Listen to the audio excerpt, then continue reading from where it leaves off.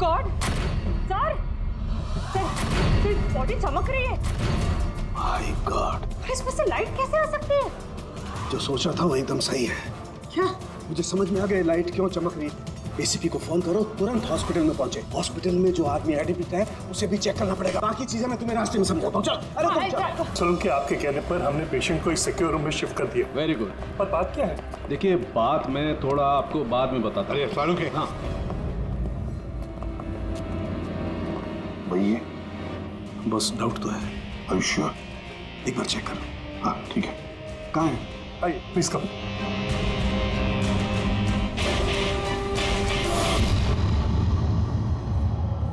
बस मैं जरा अंदर जाके चेक कर। यार मगर नहीं, मेरे पास प्रोटेक्टिव सूट है। ठीक है।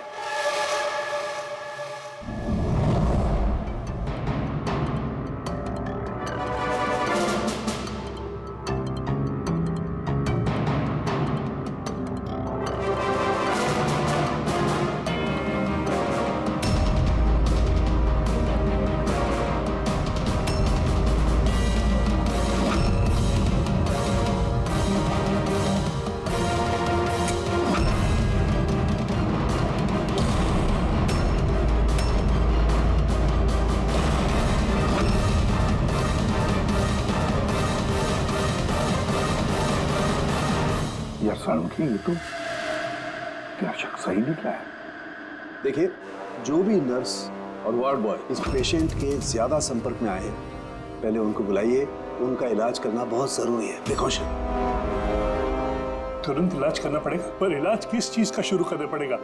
आप कुछ बताइए तो सही। डॉक्टर साहब, ये मरीज एक बहुत ही खतरनाक रेडियो एक्टिव मटेरियल के संपर्क में आया है, और ये जो सिम्टम्स आप देख रहे हैं ना, ये सारे के सारे सिम्टम्स रेडिएशन पॉइजनिंग के सिम्टम्स हैं। Radiation poisoning? हाँ, और इसका जो पार्टनर था वो ऑलरेडी मर चुका है। अगर इसका इलाज जल्दी नहीं किया गया तो इसका बचना भी नामुमकिन है। हे भगवान, मैं तो इस पेशेंट की कब से देखभाल कर रही थी।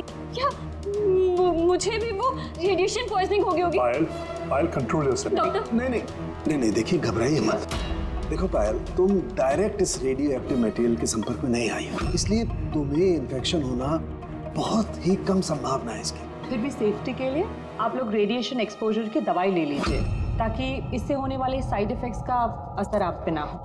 और हाँ, एक बात का ख्याल रखो, आपसे जो कोई भी इस मरीज के पास है, जो कोई भी, उसे इस तरीके के प्रोटेक्टिव सूट्स का इस्तेमाल करना पड़ेगा। ध्यान रखना। सालू के तेरे फोन कॉल के बाद में मैंने एटॉमिक रिसर्च इंस्टीट्यूट में फोन किया, उनसे पूछताछ की। उन्होंने बताया कि उनके पास जितना भी रेडियो एक्टिव मटेरियल था वो बिल्कुल ठीक ठाक है, स्टोरेज से कुछ भी गायब नहीं है। सर, ये रेडियो एक्टिव मटेरियल इस तरह खुले में तो नहीं मिलता, स्पेशल एजेंसीज के पास ही अवेलेबल होता है। बॉस, ये रेडियो एक्टिव मटेरियल इन्हें कहाँ से मिला, कैसे मिला, ये तो बाद में पता लगाएंगे। फिलहाल मैं आपको इतना बता सकता हूँ कि ये बहुत ही ज्यादा मात्रा वाले रेडियो एक्टिव मटेरियल से इन्फेक्टेड है, जिसमें न्यूक्लियर एलिमेंट भी शामिल हो सकते हैं। सालू की जो कुछ भी हो, इस आदमी को हमें बचाना ही होगा, क्योंकि यही हमें बता सकता है कि वो जो न्यूक्लियर रेडियो एक्टिव मटेरियल है उसे कहाँ से मिला है। और तो और पता नहीं कितने सारे लोग इसके संपर्क में आए होंगे, उन सब की जान भी तो खतरे में है, उनको भी तो बचाना होगा हमें। सर, कहीं ये रेडियो एक्टिव मटेरियल उस कार में तो नहीं जिसमें ये लोग थे? कहीं पर भी हो सकता है। सर, उनके काम कर, तो इस पेशेंट के साथ रहे। हाँ ठीक है बॉस, मैं इंतजार करता हूँ। जब भी उसे होश आएगा मैं उसे पूछने की कोशिश करूंगा कि उसे मटेरियल कहाँ से मिला, कैसे मिला। हाँ, और तारिका, तुम एक काम करो, तुम वापस से उस लाश को अच्छी तरह से चेक करो, पता लगाने की कोशिश करो आखिर कौन से एलिमेंट हैं, अच्छी तरह से डिटेक्ट करो। सब हेलो एसीपी प्रद्युमन। एसीपी साहब, जिन सवालों के रेगिस्तान में आप लापता हैं उसका जवाब है मेरे पास। मिलना चाहेंगे? कौन हो तुम और कहाँ पर मिलोगी?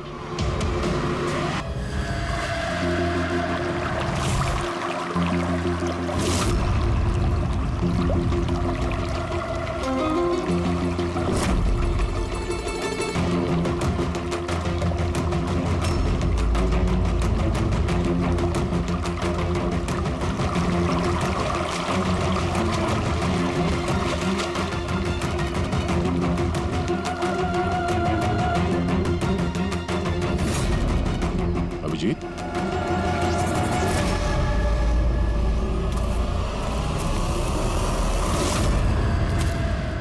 कौन है इधर?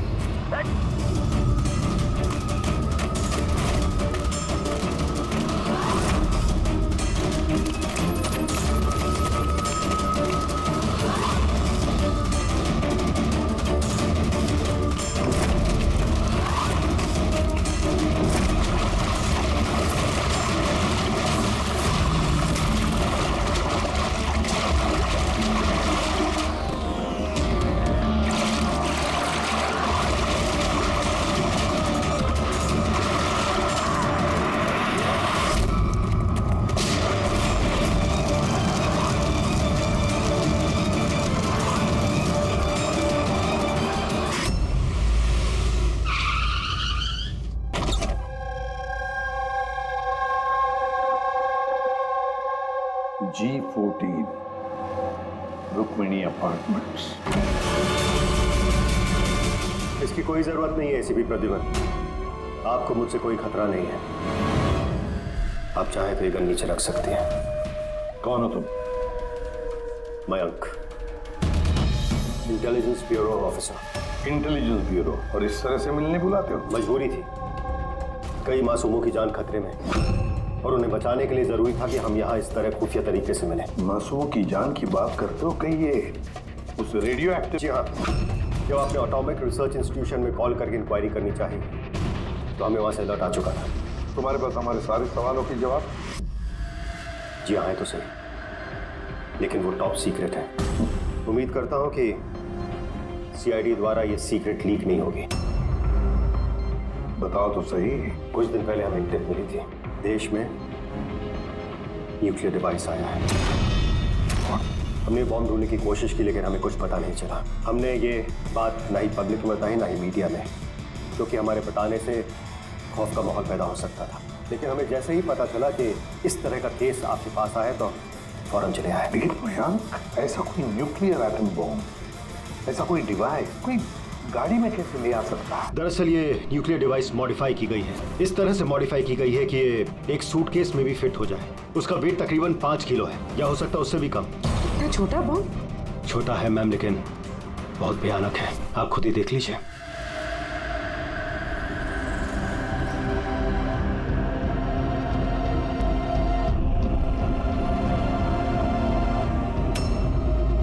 अगर ये ब्लास्ट हो गया सर, तो 25 किलोमीटर के रेडियस में सिर्फ और सिर्फ तबाही होगी।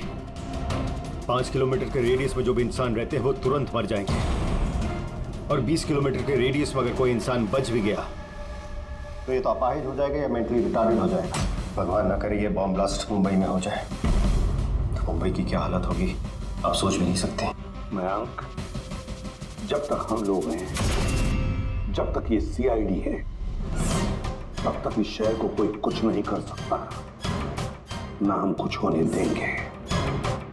इस न्यूक्लियर बॉम्ब को हम ढूंढ निकालेंगे।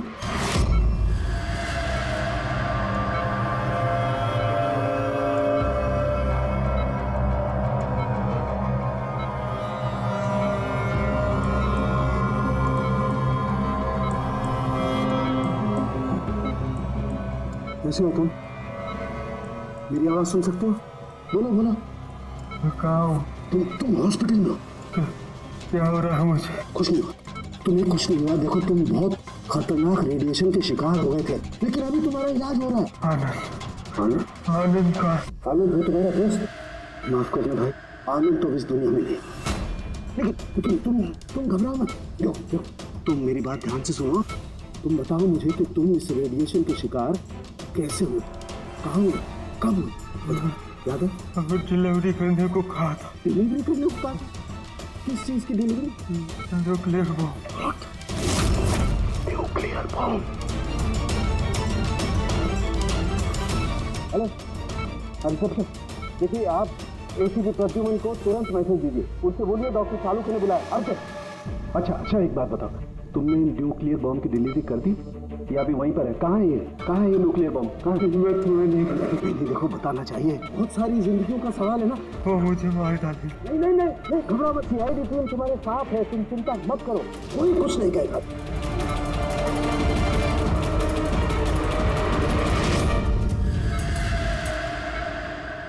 Oh God.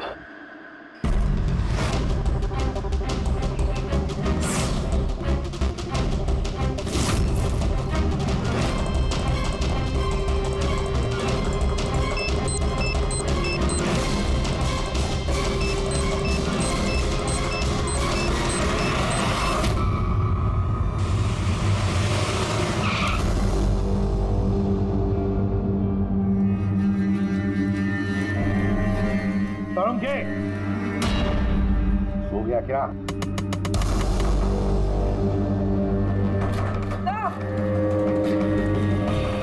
मुझे कुछ गड़बड़ लगती है, मैं अंदर जाके देखता हूँ।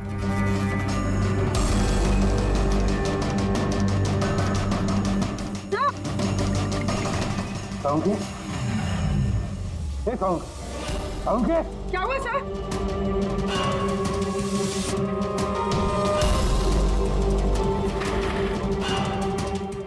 सालुंखे कुछ बोल तो सही। हाँ बोल। सर ये होश में लेकिन कुछ बोल नहीं पा रहे हैं। जल्दी से डॉक्टर को बुला। तारिका कहाँ है? हाँ। सालुंखे बता ना यार, सालुंखे। सर आपको मेरी आवाज आ रही है? सर ये तो स्ट्रोक के सिम्टम्स है। Doctor Somesh, doctor Salunkhe has suffered a stroke. Sister, emergency room का बंदोबस्त करो right now. Can you here? चलो देखिए, चलो जल्दी। अभिजीत, गाड़ी में रेडिएशन तो है मगर काफी कम है, मगर बॉम्ब का नामो निशान नहीं है। मतलब बॉम्ब निकाल लिया गया गाड़ी से। सर, वो आदमी जो गाड़ी के पास खड़ा था, उसे तो उसके गैंग के लोगों ने मार दिया, फिर ये बॉम्ब कहाँ गया? गैंग के किसी दूसरे अपराधी ने निकाला होगा। इस गाड़ी का फ्यूल टैंक भी खुला हुआ था। लगता है जब हम लोग यहाँ पर पहुंचे तब वो डायनामिट स्टिक को जलाकर ये गाड़ी को उड़ाने वाला था ताकि कोई सुराग ही ना बचे। और बड़ी प्लानिंग की है उन लोगों ने, एक एक सबूत मिटाते जा रहे हैं। एक बात समझ में नहीं आ रही है सर, वो रेडियो एक्टिव चीज कार में लीक कैसे होगी? शायद उस एक्सीडेंट की वजह से। नाकाबंदी से भागने के बाद इस कार का एक्सीडेंट हुआ था ना, और उसी के बाद वो रेडियो एक्टिव रेडिएशन के सिम्टम्स उन पे होने लगे। पता नहीं वो बॉम्ब इस वक्त होगा कहाँ पे, और न जाने कितने लोग इस रेडिएशन की चपेट में आएंगे। तो जहाँ पर उन्हें वो बॉम्ब पहुँचाना था वहाँ पे बॉम्ब पहुँच गया है, तो हजारों लाखों लोगों की जान खतरे में है। डॉक्टर सालुंखे की तबीयत कैसी है? सर इन्वेस्टिगेशन तो चालू है इस वक्त। कब तक चलेगी इन्वेस्टिगेशन? सर हमने कुछ टेस्ट किए, सर को एग्जामिन किया, लेकिन अचानक ऐसा स्ट्रोक आएगा कुछ समझ में नहीं आ रहा है। सर सिक्योर रूम में जो मरीज था उसकी मौत हो गई। सर मरीज मर चुका है, डॉक्टर साहब की हालत नाजुक है। वो न्यूक्लियर बॉम्ब का उसका हमें पता नहीं। अब क्या करें? इस शहर में हजारों लाखों सूटकेसेस होंगे। अगर जल्दी उस बॉम्ब वाले सूटकेस को नहीं ढूंढा तो इतनी तबाही होगी कि इतिहास में वो दिन काले अक्षरों में लिखा जाएगा।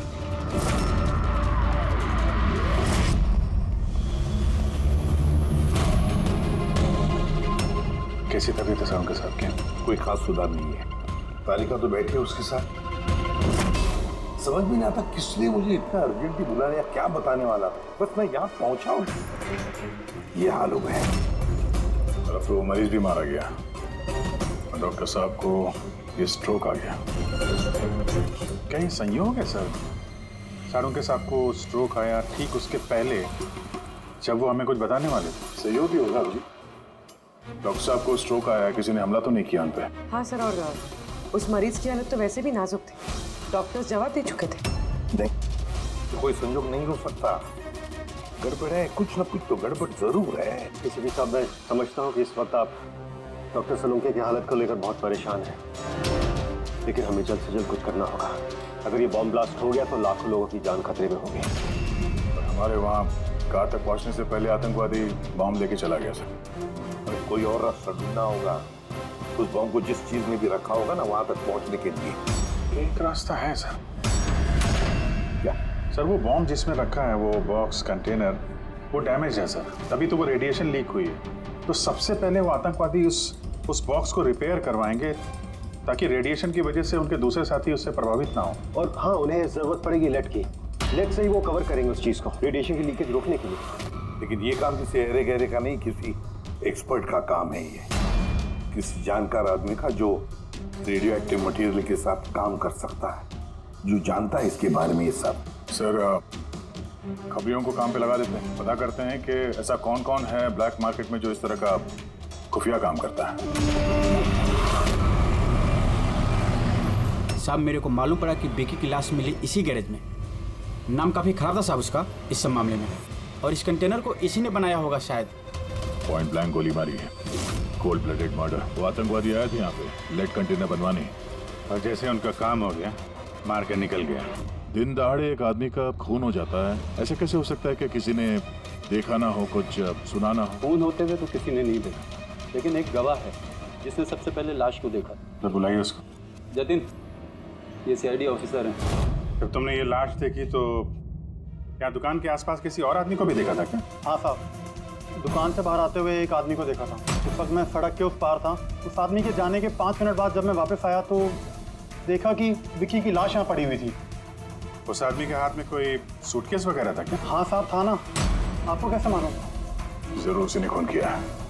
इसका हुलिया याद है तुम्हें? हाँ साहब। स्केच बनवा सकते हो? जी सर। गुड। पवन, पवन, इससे क्या हुआ? पवन उठो, नर्स, नर्स डॉक्टर को बुलाओ जल्दी, पता नहीं इसे क्या हो गया। प्लीज। डॉक्टर, डॉक्टर, क्या हुआ? डॉक्टर साहब देखिए, पता नहीं इससे क्या हो गया। ओह गॉड, इसे भी स्ट्रोक हुआ है। एक काम करो, डॉक्टर तारिका को बुलाओ, अभी का भी। एक काम करो, इसको रूम में शिफ्ट करो, चलो। डॉक्टर तारिका, डॉक्टर तारिका, डॉक्टर तारिका, सुन रही हैं आप मुझे? डॉक्टर। ओह माय गॉड, इसे भी स्ट्रोक आया। This is unbelievable. ये हो क्या रहा है? एक के बाद इन सबको स्ट्रोक आ रहा है। समझ में नहीं आता, 3 हट्टे-कट्टे लोगों को एक साथ स्ट्रोक कैसे आ सकता है? नहीं, कुछ ना कुछ तो गड़बड़ जरूर है, कुछ ना कुछ तो गड़बड़ है। पर कोई आर्टिफिशियली स्ट्रोक कैसे करा सकता है? डॉक्टर सुबह, कहीं ये रेडिएशन की वजह से तो नहीं? रेडिएशन पॉइजनिंग की वजह से स्ट्रोक नहीं हो सकता। और वो जो वार्ड बॉय है, वो तो पेशेंट के पास आया भी नहीं था। ये वार्ड बॉय आपको बेहोश मिला था ना? जी। कहाँ? सप्लाई रूम में। सप्लाई रूम, पक्का रेडी।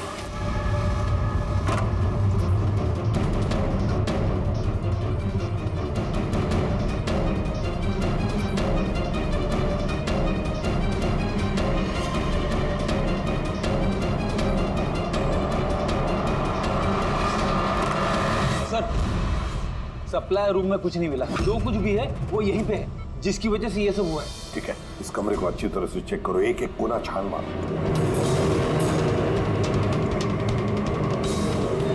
रेडी? मैट्रेस के नीचे हो।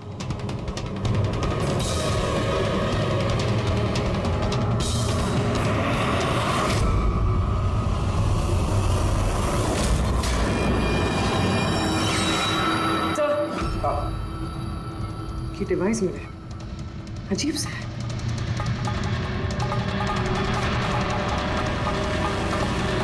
डॉक्टर साहब जी, क्या ये किसी मेडिकल एप्रेटिस का हिस्सा? ये तो मैंने कभी देखा ही नहीं। ये हॉस्पिटल का इक्विपमेंट है ही नहीं। तो फिर क्या हो सकता है? क्या मैं इसे देख सकता हूँ? बिल्कुल। ऐसा लग रहा है ये डिवाइस मैंने पहले कहीं देखी है। राइट, स्पेशल फोर्सेस में यूज किया जाता है इस डिवाइस का। If I am not wrong, इसे न्यूरल डिस्ट्रप्टर कहते हैं। न्यूरल डिस्ट्रप्टर मतलब? देखिए, हमारा शरीर तभी काम करता है जब दिमाग कुछ सिग्नल देता है उस शरीर को काम करने के लिए, जैसे उठना, बैठना, खाना पीना या फिर बातें करना। और ये सिग्नल आता है न्यूरॉन्स के जरिए, और ये डिवाइस दिमाग और शरीर के सिग्नल को कैंसिल कर देता है, डिस्टर्ब कर देता है। और अगर ऐसा होता है तो फिर शरीर दिमाग का इशारा समझ ही नहीं पाता है, जैसे लकवा मार जाता है शरीर को। ऐसा लगता है जैसे स्ट्रोक हो गया, लेकिन दरअसल वो स्ट्रोक होता नहीं, सिर्फ टेम्परेरी इफेक्ट होता है। मयंक, अगर ये डिवाइस हम यहाँ से दूर ले जाए तो क्या इसका असर कम हो सकता है? जी बिल्कुल। है ना? रेडी? काम करो, इस डिवाइस को दूर लेकर जाओ और डिस्ट्रॉय करो, नष्ट करो इसे। Yes sir. इसका मतलब है ये तीनों ठीक हो जाएंगे? जी डॉक्टर साहब, बिल्कुल। लेकिन अगर हम लोग यहाँ पर और ज्यादा देर रुकते हैं तो इसका असर हम पर भी हो जाता है। अच्छा, तो इसीलिए इस चीज का असर तारिका और सारंगी पर हुआ। इसका मतलब है इसका असर वार्ड बॉय पे इसीलिए हुआ था क्योंकि वो 1 घंटा उस कमरे में था जो इस कमरे के बाजू में है। एग्जैक्टली डॉक्टर साहब। अब क्योंकि ये डिवाइस हमने डिस्ट्रॉय कर दी है तो अब तीनों जल्दी होश में आ जाएंगे। मगर ये डिवाइस यहाँ रखा किसने होगा? उसी आतंकवादी गैंग में से किसी ने। वो गैंग जानती है कि डॉक्टर सारंगी के पास कोई जरूरी इंफॉर्मेशन है, तो बस उसी लिए ये डिवाइस यहाँ लाकर लगा दिया ताकि सारंगी की हालत हो जाए। शुभ सर, कोई अंदर वाला है, क्योंकि बाहर वाला तो अंदर आ ही नहीं सकता। जरूर कोई हॉस्पिटल का स्टाफ है इन लोगों से मिला है। नहीं एसीपी साहब, ऐसा हो ही नहीं सकता। ऐसा ही हुआ डॉक्टर होमेक, ऐसा ही हुआ है। अब एक बात अच्छी तरह से सुन लो, जब तक वो मुजरिम पकड़ा नहीं जाता इस हॉस्पिटल से कोई भी, मतलब आप भी, हॉस्पिटल से बाहर नहीं जाएगा। इस पूरे हॉस्पिटल के सारे फ्लोर्स के सीसीटीवी कैमरास के फुटेज अभी के अभी हमें देखने हैं। सर, सभी स्टाफ वालों की लिस्ट देख ली, लेकिन अभी तो कुछ नहीं मिला। मिलेगा फ्रेडी, मिलेगा। अब सीसीटीवी फुटेज देख रहे हैं ना, मिलेगा जरूर, कुछ ना कुछ तो मिलेगा। गुरु, पॉज करो। पता नहीं क्यों मुझे ऐसे लग रहा है मैंने देखा है इसे, जाना पहचाना सा चेहरा है। कौन कौन? यस, ये देखो, यही आदमी है वो। ये दया अभिजीत ने जो स्केच बनवाया ना, यही है वो। देखो, विकी का खून करने के बाद ये बॉम्ब वाला ब्रीफकेस लेकर गया था। सर ये नर्स कौन है और ये क्या बात कर रहे हैं आपस में? ये तो मुझे पता नहीं, लेकिन एक बात तो पक्की है कि इस हॉस्पिटल के स्टाफ में से जो भी कोई मुजरिमों के साथ मिला है ना, ये नर्स है वो। सर, ये नर्स तो पायल है। ये पायल का है, बुलाइए उसे। सिस्टर, पायल का है, उसे अभी कभी बुला। पायल तो काफी देर से दिखी ही नहीं हॉस्पिटल में। सर, पायल तो हॉस्पिटल में नहीं है। पायल हॉस्पिटल में नहीं है मतलब पायल गायब है। आपको कहा था ना डॉक्टर सुमेश कि इस हॉस्पिटल में से कोई भी हमारे परमिशन के बगैर बाहर नहीं जाएगा। तो फिर ये पायल गई कैसे? तो हमें पता नहीं, हमने उसी वक्त सारे दरवाजे बंद कर दिए थे, कोई बाहर नहीं गया। क्या बात कर रहे हैं आप? ये हॉस्पिटल से बाहर कोई एम्बुलेंस गई थी क्या? एम्बुलेंस, हाँ, एक इमरजेंसी केस था। आधा घंटा पहले एक एम्बुलेंस बाहर गई थी। ये पायल उसी एम्बुलेंस में है। वो जो नर्स है पायल, वो भी थी तुम्हारे साथ एम्बुलेंस में? हाँ साहब, वो बता रही थी कि जिस मरीज को हम लेने जा रहे हैं वो उसका दोस्त है, तो चल पड़ी मेरे साथ। अभी कहाँ है वो? ये कुछ काम याद आ गया उसको बीच में, तो उतर गई। सिर्फ हॉस्पिटल से निकलने के लिए एम्बुलेंस का इस्तेमाल किया था उसने। कहाँ उतारा, कहाँ था उसे? ये खातीपुरा जंक्शन पे उतरी साहब। Khatipura, okay, thank you.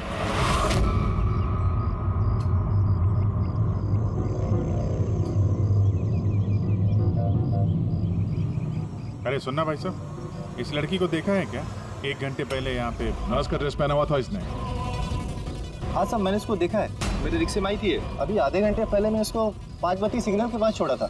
Thank you. 5 बत्ती सिग्नल वहाँ कहाँ गई होगी है? ये देखो, जरूर आसपास कहीं भीड़ भाड़ वाले इलाके में ही जाएगी। ये बॉम्ब फटने के बाद ज्यादा से ज्यादा लोगों को नुकसान पहुंचना चाहिए। मॉल, ये मॉल में ही गई होगी। 5 बत्ती के सिग्नल पे ही तो है, और आज संडे, बहुत ज्यादा भीड़ होगी वहां पर।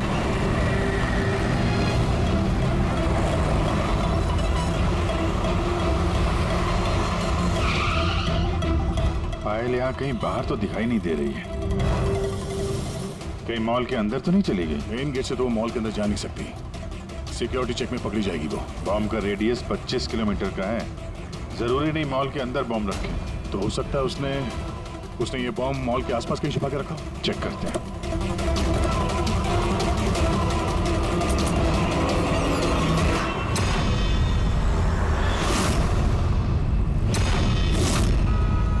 इसके साथ तो वही आदमी है, स्केच वाला।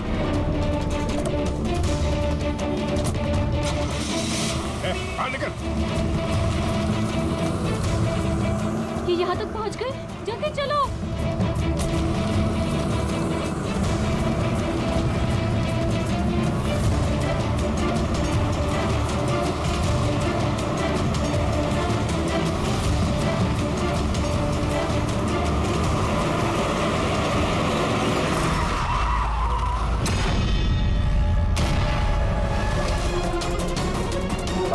खेल खत्म तुम लोगों का। बैग दे। ले लो। और कोई फायदा नहीं है, मैंने बॉम्ब को एक्टिवेट कर दिया है। 1 घंटे में ये शहर भी खत्म हो जाएगा और हम भी मर जाएंगे।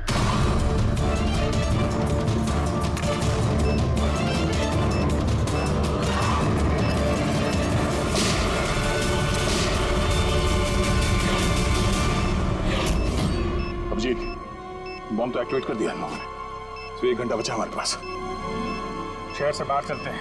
पकड़ो सर।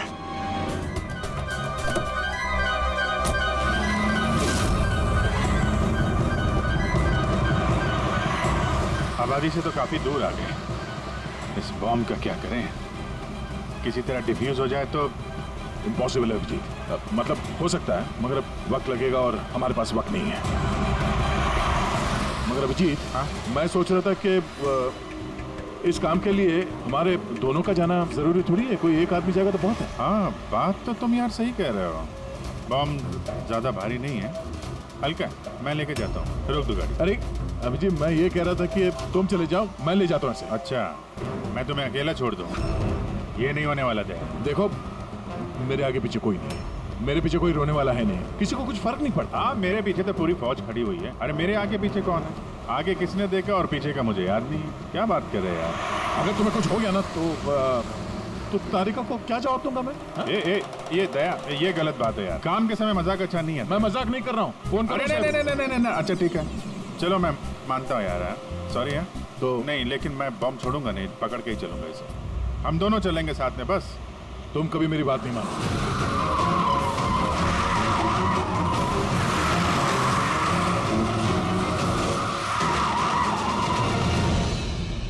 क्या हुआ? लगता है टायर में कुछ प्रॉब्लम है। ये पीछे वाले टायर में से चेक करो। इसी समय होना था ये भी। संभल गए।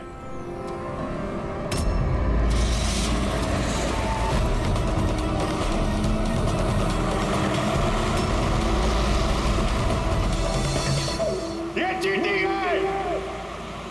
ये चीटिंग है जरा।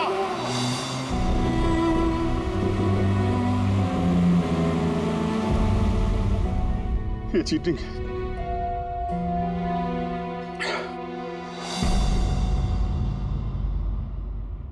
सर, डॉक्टर तारिका और ये वार्ड बॉय ये तो होश में आ गए, मगर सालुके सर होश में क्यों नहीं आ रहे सर? क्योंकि डॉक्टर सलूके उस डिवाइस के संपर्क में कुछ ज्यादा देर थे, इसलिए उन्हें होश में आने में भी कुछ ज्यादा समय लगेगा। नहीं, जल्दी से जल्दी होश में लाना ही पड़ेगा, क्योंकि सालुके के पास कोई इंपॉर्टेंट इंफॉर्मेशन है और इसीलिए तो ये सब हुआ है। आतंकवादियों ने ये किया है। बस सर, किसी भी तरह अभी जी सर होता है सर, उस बॉम्ब को डिफ्यूज कर दें, नहीं तो अभिजीत, दया सर, मैं और दया वो बॉम्ब लेके शहर से बाहर जा रहे थे। लगता है टायर में कुछ प्रॉब्लम है। ये पीछे वाले टायर में से चेक कर। दया ने मुझे संभल के गाड़ी से बाहर निकाल दिया और खुद निकल पड़ा है सुसाइड मिशन पे। और तुमने उसे जाने दिया? उसने धोखे से उतार दिया मुझे। अभिजीत सर, ऐसा मत कहिए। इसका मतलब दया सर वापस नहीं आएंगे। फ्रेडी, कुछ नहीं होगा दया को, कुछ नहीं होगा उसे। वो एक सीआईडी ऑफिसर है, समझे? उसे बचाने के लिए हम रास्ता ढूंढ निकालेंगे। हम ढूंढेंगे रास्ता तो एक ही है सर। वक्त रहते किसी तरीके से उस बॉम्ब को डिफ्यूज कर दिया जाए तो। लेकिन बॉम्ब को डिफ्यूज वही आतंकवादी करेंगे जिन्होंने उस पर पासवर्ड डाला है, और सारे के सारे मारे जा चुके हैं।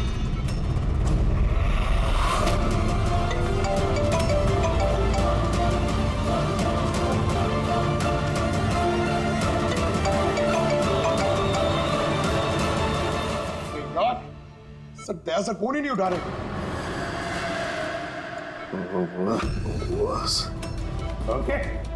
ओके, तू ठीक तो है? हाँ? Nuclear bomb? क्या जानता है, बता। क्या बताने वाला था तू मुझे? जल्दी बता। पासवर्ड जानता है तू? हाँ। क्या है पासवर्ड? जल्दी बता। Rainbow. Abhijeet sir, password rainbow है।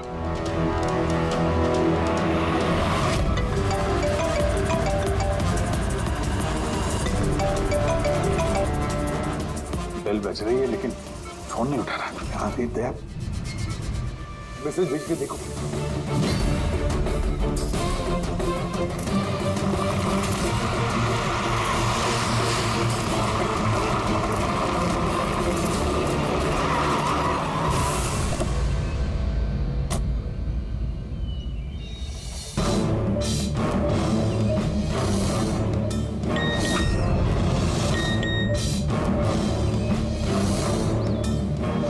अभिजीत का मैसेज।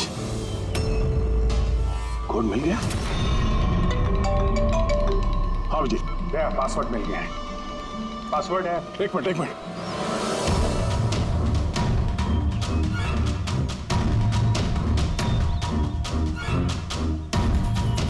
आप जी बोलो क्या कोड है? रेनबो। रेनबो? कीपैड में अल्फाबेट्स नहीं है, सिर्फ नंबर्स है। अल्फाबेट नहीं है यार, ऐसा कैसे हो सकता है? उसमें देखो ना, कहीं होगा अल्फाबेट के लिए जगह। ये देखो ABCD 26 अल्फाबेट्स है, तो जैसे एक A1 होगा। रेनबो का आर का देखो। पंकज जल्दी बता, वैल्यू क्या निकलती है? देख रेनबो। मैं एक नंबर बोलने वाला हूँ, वो नंबर टाइप करना, ओके? अरे टाइम नहीं है सर, ये बंदा सर। दया, ये न्यूमेरिकल नंबर दे रहा हूँ, उसको टाइप करना। कौन सा नंबर? 18। एक मिनट। हाँ बोलो। 18 19 14 15 23। नहीं अभिजीत, बॉम्ब डीएक्टिवेट नहीं हुआ। क्या हो सकता है ठीक से टाइप ना हुआ? फिर से टाइप करो। हाँ अभिजीत, ठीक से डाला, जल्दी बताओ यार। 6 मिनट 23 सेकंड बचे हैं बस। 18 19 14 29। अरे अभिजीत कुछ नहीं हो रहा है यार, वो कीपैड का बटन दबाता हूँ तो म्यूजिकल ट्यून बज रहा है बस, और कुछ नहीं। ये म्यूजिकल आवाज कैसी? कहीं पासवर्ड म्यूजिकल तो नहीं? रेनबो एक मोबाइल ट्यून है ना? जरा देखो। हाँ टोन। जल्दी करो यार, टाइम नहीं है। एक सेकंड। ये क्या है? सुनाओ। दया ये ट्यून सुनो और उसमें ये ट्यून को डालने की कोशिश करो। अभिजीत, ये म्यूजिक तो यहाँ ये कीपैड में बजा है। ये सुनो, ये 1 2 3 4 5 6 नहीं, ये 5 नंबर तक एक ही म्यूजिक बज रहा है। उसके बाद ये म्यूजिक चेंज होता है। ये सुनो, 6 7 8 9। नहीं दया ध्यान से। 5 तक ट्यून है, उसके बाद ड्रम की आवाज है। 5 तक जो है ना, 1 2 3 4 5, वहां तक जो ट्यून है उसको ट्राई करो। यार मैं कोई म्यूजिशियन हूँ क्या? मुझे कुछ समझ में नहीं आ रहा है। ये क्या है? क्या ये ट्यून? यार दया ऑप्शंस ट्राई करो। 1 2 3 4 5 है, 5 4 3 2 1 करो, 1 3 5 5 4 3 2 1, कुछ भी रैंडम करो। अरे कर तो रहा हूँ यार। दया ट्राई करो, कुछ करो। सर कोशिश कर रहा हूँ सर, ये कुछ जम नहीं रहा है। नहीं हो रहा अभिजीत सर, ये नहीं हो रहा सर। 40 सेकंड बचे हैं सर, कोशिश करो यार। हम लोग हैं साथ में तुम्हारे।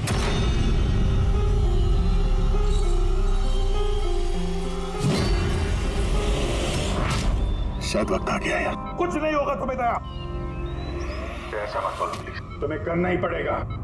ट्राई करो दया, ट्राई करो। अरे कर तो रहा हूं यार मैं, और क्या करूं?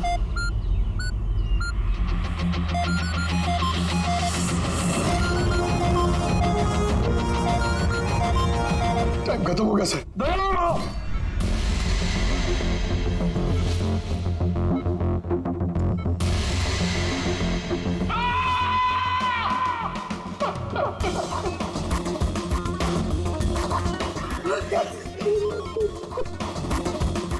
कर लिया ना दोस्तों ने?